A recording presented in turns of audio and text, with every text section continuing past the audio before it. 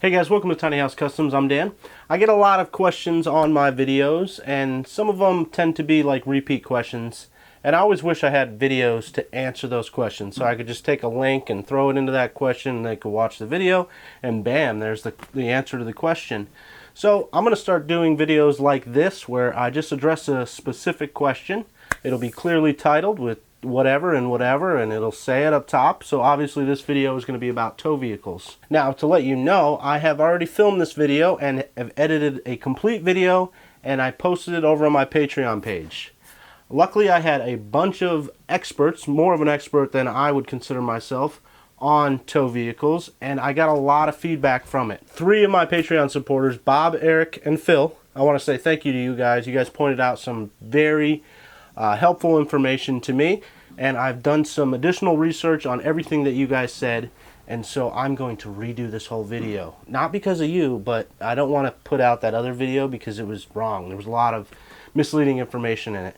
If you guys want to see that video, it is on my Patreon page. I will leave it up over there, and it's entitled the exact same thing. It'll have the exact same thumbnail and all that stuff. So if you want to check that out, go join me on Patreon, just $1 a month. Now, these videos are going to be my personal opinion, okay? So I encourage you to go out and find additional information and make your own educated decision on the topic that I'm talking about. But this is stuff that I've researched and have somewhat of a knowledge in, and I like all my videos, take the shit I say with a grain of salt, because there's so much more information out there, and I'm not a expert in this tiny house world. I just documenting what I'm doing.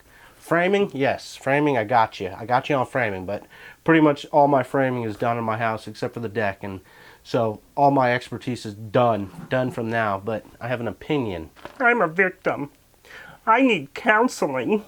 So let's get started with this topic: tiny house tow vehicles. So in my personal opinion, one of the worst ways to tow a tiny house is to buy a vehicle strictly to move your tiny house. If you were to go out and buy a truck that would tow a tiny house, let's say that tiny houses are about 10,000 pounds. They do vary because some of them are way over 20 feet long, and some are smaller. So, you know, they range from about 7,000 pounds all the way up to 20,000 pounds. So to buy a vehicle that would tow that kind of weight, you're looking at at least, for a brand new vehicle, at least a $500 car payment on this thing.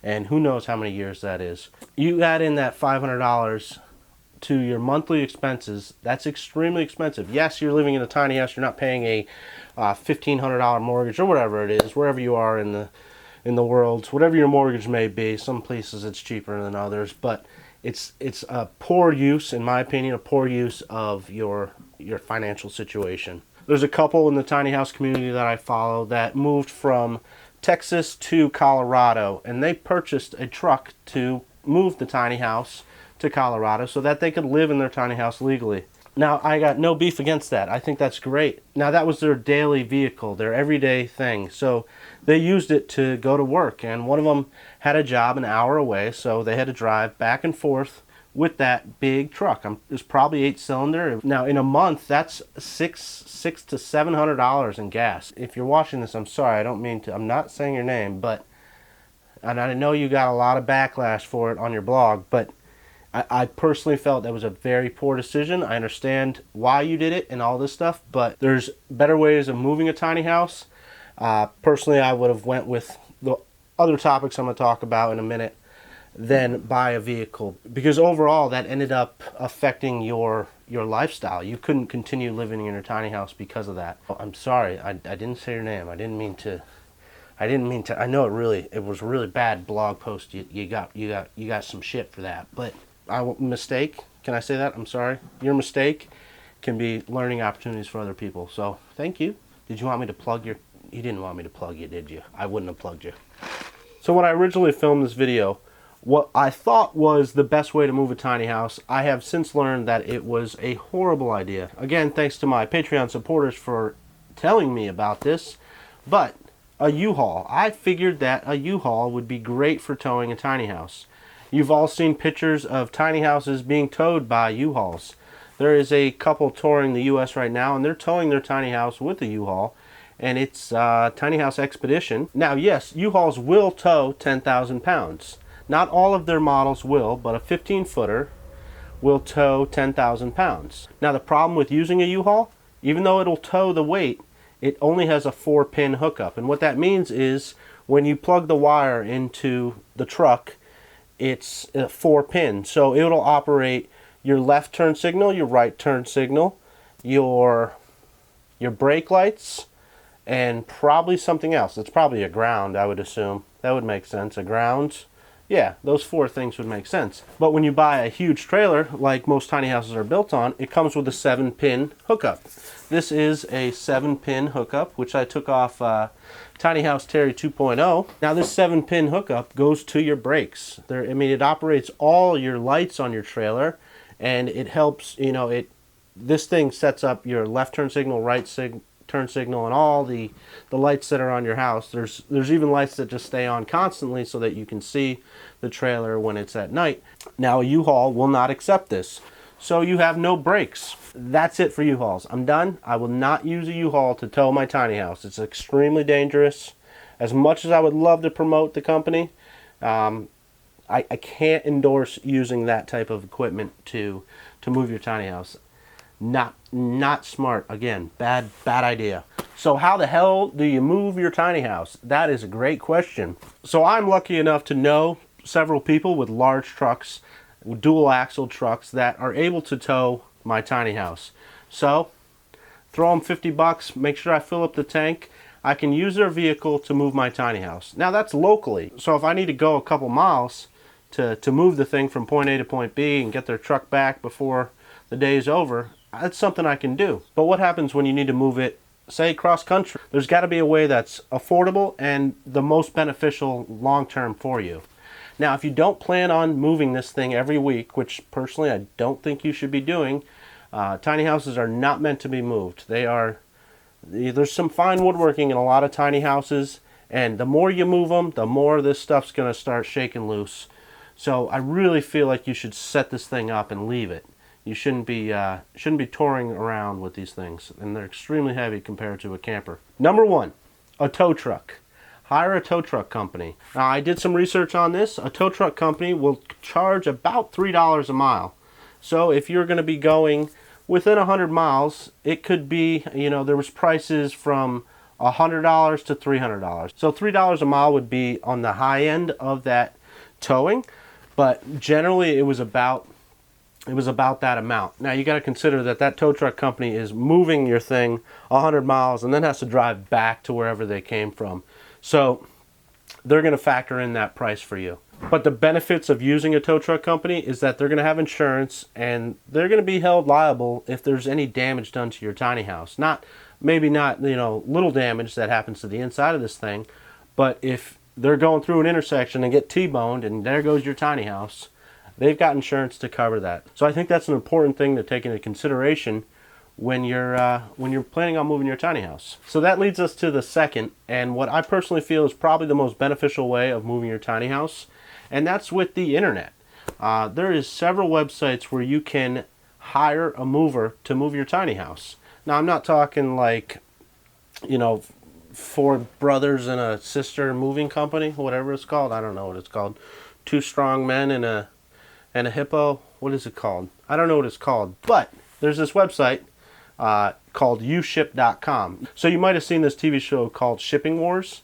And basically what it is you post something on their website on uship.com and you enter in all your information about your tiny house. So for your tiny house, you would just enter in how wide the trailer is, how long it is, how tall it is, and how much it weighs. And you'd also say where you're starting from and where you want to go to. So say you're in California and you want to go to Colorado or something like that. You would enter that into it and you would attach a couple pictures to the post and you post that. And then these subcontractors basically will bid on moving your tiny house. So they'll, obviously it's going to start out high, but it's going to come down low. Each of these drivers has a profile so you can see their reviews and read what problems are with them and things that other customers had a problem with. So you can read that stuff and get a good feeling about who you're dealing with. And you know, you don't have to go with the lowest bid. You can go with whichever bidder you feel most comfortable with moving your tiny house. You're probably going to get the best deal with using a website like uship.com. And again, those subcontractors are going to be carrying insurance, so they're going to be held liable for moving your equipment. But I think that is a great tool for the tiny house community to use. So from the research that I've done, that's basically the extent of my knowledge about moving tiny houses. I really feel like you should hire somebody to move your tiny house. There's that whole liability with moving something like that on a road like that. You could be sued if something happens. So to put that on somebody else, I think is probably the best benefit for you, especially with getting insurance for tiny houses. If you are building one or live in one, you know that getting insurance for a tiny house is extremely hard. It is starting to turn around. That's a great video question, is insurance, tiny house insurance. I gotta put that into the old phone for insurance. That's a great question because I get those ones all the time. I got sidetracked right there. But insurance, basically, it's very hard to insure your tiny house. So to put it on somebody else is probably the best thing that you could do for you and your tiny house. If you think about, if you moved your tiny house once a year and it cost, let's say $600 to move your tiny house 100 miles, that is extremely cheap compared to paying a $500 a month car payment plus the gas or diesel, whatever you put into that monstrosity of a vehicle. Yes, it's great to own a truck because when you're building a tiny house, you kind of need a large vehicle to move stuff back and forth, but a lot of supply companies that you're going to be utilizing are going to have a free delivery if you spend so much money. So utilize that. Don't buy a truck and hire somebody to move your tiny house. That is great. I don't know what I just said there, but that was a good ending to this video. But I hope this video was helpful to you. I did do more research on this second video than I did on that first one, which will be a new trend that I do. I'm going to start writing stuff down and have a reference thing for future videos like this. I do have a video going over tools soon. Yes, tools. Essential tiny house tools. It's going to be a 3-part video series. I've already filmed one. It's on my Patreon page. Probably the other 2 will be there by the time you're watching this. So if you want to check those out, please go check out my Patreon page. If you want to check out behind the scenes videos and videos that were never released onto YouTube, I'm actually in the process of exporting one right now about the stairs. Never before seen. It was filmed many, many weeks ago. Months. It was probably a year ago. But yeah, that video's up on Patreon, so check it out. Just $1 a month. It's really not that much. I support another tiny house builder, but I think it's cool, and I'm all down for helping the tiny house community grow and keeping as much of a positive impact on the tiny house community. Sound good? Even though there's a bunch of negative little bitches. If you have any type of question, suggestion for another video like this, please leave it down in the description below. I'd love to research and bring back my information to you in a video format versus a blog style thing. I hate reading, but I have done a lot to get this project done so far. So if you got a question, throw it down there and I'll do some searching for you and make a video, and it'll be helpful to others. I'm sure it will be, especially in the future. Don't forget to hit that subscribe, hit that thumbs up, and as always, I will see you on the next video. What are you doing right now? What is this pose that you have concocted? Come here, butter. You want to tell them about your fleece? Don't tell them about my fleece. Don't tell them. It's embarrassing. You got that fancy new little flea collar. Yes, you do. It's not working. Look at, clearly it's not working. I'm shaking. Are you done?